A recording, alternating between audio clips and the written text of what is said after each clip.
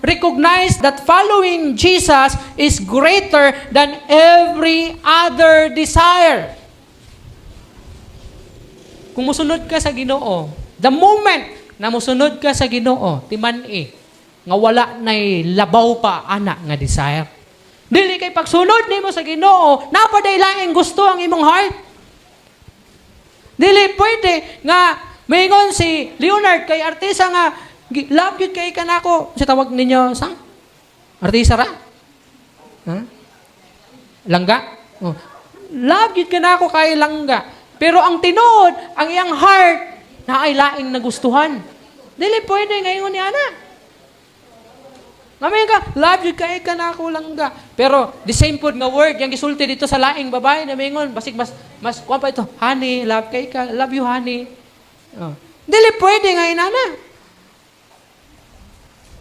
Double, ang imong heart ni mo. Kinahanglan nga, ang pag-recognize ni mo sa pagsunod kang Jesucristo, timan-an ni mga labaw pa kini sa uban nimong desire. Sa diha nga nagsunod ka sa Ginoo, mao na siyang the ultimate desire sa imong heart. At dapat dili mo labaw diha ang imong pagpadato, dili mo labaw diha ang imong pagpadagha kwarta, pagpadaghan sa imong kabtangan, dapat dili mo labaw sa imong desire nga mag-alagad sa Ginoo. Kay kun mo labaw gani kini na mga desire, i-abandon nimo ang buluhaton. Tinuod na pagka-istorya. Mamastor ka, pag-abot nimo sa field, pag-abot nimo sa buluhaton, og ningon kadto, mamastor pastor nagig ko niini. Pero along the way sa imong pagpamastor, mitungha sa imong heart na matay di man jud ko madato, matay. Inaani ra bagyod akong kahimtang hantud mamatay ko. Ana ako sa church. Wala ko sakto nga inaani. Sao naman ako na akong kinabuhi ani, sa akong pamilya. May siguro mo resign ko, mag-apply ko sa abroad or manarbaho ko. Igsuon ang pagkumusanong kas tawag sa kinuwala na ilabaw ana nga desire. Dapat mayo sa kapastor. Isa sa mga nagmentor sa ako kay nauna man siya sa Bible School. Some of you tingali nakahinumdom sa iya pero di lang nako panganlan. Namastor siya. Nagdala siya og simbahan sa Zamboanga. And then may uli og Davao.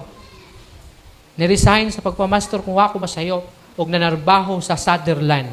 Sa kadako nga call center company dira sa may Quirino. For how many years call center siya. Pastor siya. Ibiyaan niya yung pagpamastor. Mananggani after 5 years or 6 years ba ito, ni-resign o nibalik as associate pastor sa iyang papa. Ano man? Pag napakailaing desire, posible bihaan yun, abandon yun ang imong buluhaton. May isa ka pastor na po, dool-dool, dito sa balay na si Cynthia nagpuyo. Relative lang ni sila atong kag-istorya na ako nga pastor. Namastor siya sa Kalinan, may asawa siya, may duha siya ka anak, pero ang church na sa Kalinan. Naibaluan na ako. Kaya nagrenta man siya dito, nagapaniid ko sa iya, murag pitos yun, ang iyang kinabuhi. Ingon nga pastor. Di pa ko pastor that time. Kanya pila ka mga bulan. Siguro, wala ito'y tuig, nihawa siya dito. Nangutaan ako kung nasa na. Nihawa na di ay, pagka-pastor. Kaya narbaho. See? Pag dili, gid nimo masabtan ang tawag sa Ginoo, dili o dili ka makalahutay. Kung dili ka man makasugod, kung dili ka man makasugod, it's because wa gid mo masabtan ang tawag sa Ginoo. This same na sa atong pag-alagad sa Ginoo. Dili ta makahimo sa paghatag sa atong total commitment sama sa usa ka baboy. Gihatag niya ang iyang total commitment kay daghag babag sa atong kinabuhi, mao di ta makahatag. Mura ta kining manok na convenience lang.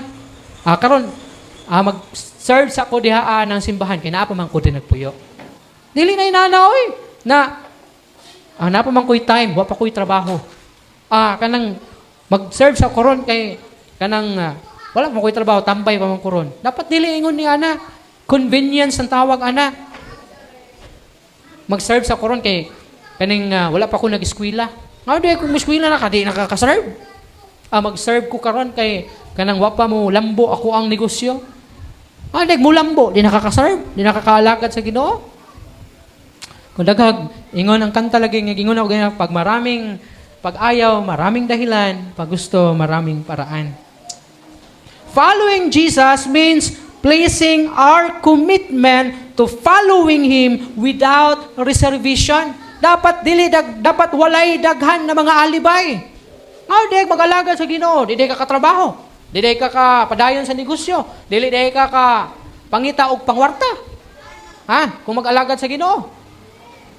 Si Jesus nag-ingon, unaha pagpangita ang gingarihan sa Dios ug ang tanang mga butang igadugang niya kanimo, pero ang imuha kay unahon sa nimo ang mga butang, una mag-alagad sa Ginoo. Baliktad ka. Pero ang Ginoo dili man pinanauntang iyang pagkasulti. Unaha pagpangita ang gingarihan sa Dios ug ang iyang pagkamatarong ug ang tanang mga butang igadugang niya diha kanimo.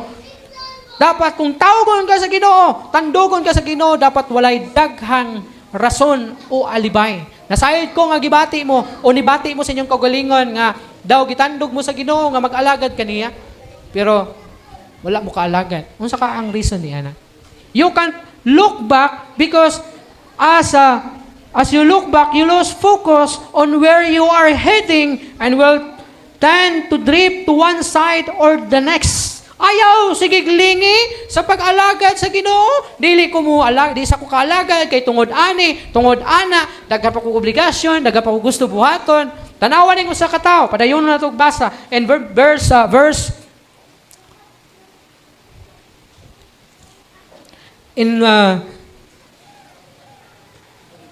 in verse 61, og dihay lain nga mingon kaniya, Ginoo mosunod ako kanimo, apan tuguti una ako nga manamilit kanila nga atua sa akong panimalay. Si Jesus mingon kaniya, walay tao nga magkupot sa daro og mulingi sa mga butang nga nasa luyo nga angayan sa gingharian sa Dios. Sa diha nga tawgon ka sa Ginoo, sa diha nga mosanong ka mag-alagad sa Ginoo, ayaw sige lingi igsuon. Kay kung musunod ka sa Ginoo, unya sige kaglingi, basig maibog ka sa BMW sa imo ang silingan, ug di na ka mamastor. Ma-abroad ko kay basig makapalit ko aning BMW. Kung mangalagad ka sa Ginoo, padayon sa imong lakaw. Straight. Sa trabaho sa Ginoo, nga diin, gipatrabaho sa Ginoo sa imo ha. Ay siglingi kay basig maibog ka sa kalibutan, ug boy kapandulan nimo, nga di na ka mo padayon sa buluhaton nga diin gitawag ka sa Ginoo. Kaysa sige nimong lingi, mapandol ka.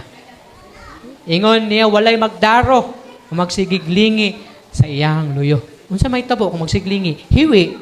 Kung imbis nga mo diretso, balik sa agi kay nituyok na deng kabaw di ay. Wala. Mao na ngayon siglingi kung tawgon ka sa Ginoo, straight to the point ug straight sa paglantaw ngadto sa unahan. Ayon sa glingi kay basig makita nimo lang silingan nimong nadato kay nag-abroad, nadato kay nagtrabaho ning kamot nya ikaw na master og muubos ang imong tan-aw sa imong pagpamaster ug unya mo talikod ka ug muadto ka sa musundog ka sa imong silingan nga naka BMW, naka kutsi, naka balay, nakatukod og negosyo.